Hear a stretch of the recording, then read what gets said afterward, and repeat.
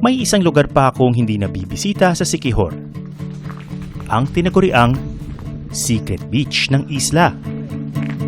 Dinala ako doon ni Luis. Ang ganda, pero parang hindi naman siya secret.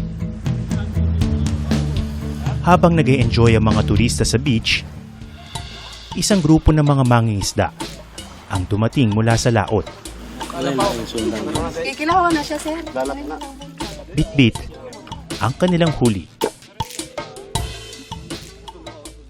Ang kanilang inuwing isda agad lininis at inihanda sa dalampasigan. Pagsasaluhan ito ng buong komunidad. Meron tayong sinugba, tinola, tsaka kinilaw, kaya sutukil. So, three ways agad ang luto. We prefer sa beach talaga kasi parang dito yung gana mo kumain. Okay. And then it is also for the whole community. Parang community-based siya na Activity. Yeah. Everybody pitches Everybody, in.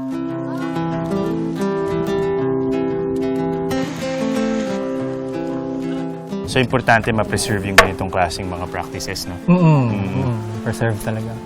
Hindi pwedeng kalimutan to kasi ito yung Siquijor eh. Pag wala yung Siquijor. Magiging island din siya. Thank you.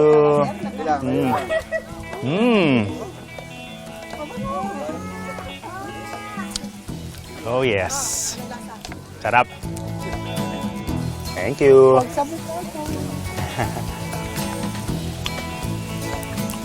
Hap. Wala pang kalansa-lansa.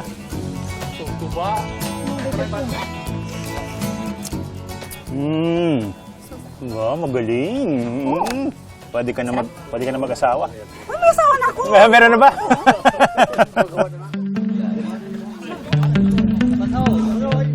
Ang Siquijor, para ring beach na ito.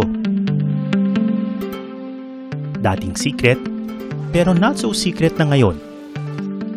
Ang lihim kasi, kapag naibunyag, hindi na maililihim uli. Sabi nila, mahiwaga raw ang Siquijor. Nakita ko nga yan. Nasa kamay ito ng mga manggagamot. Sa karagatang nagbibigay buhay sa komunidad. Sa nakabibighaning kalikasan.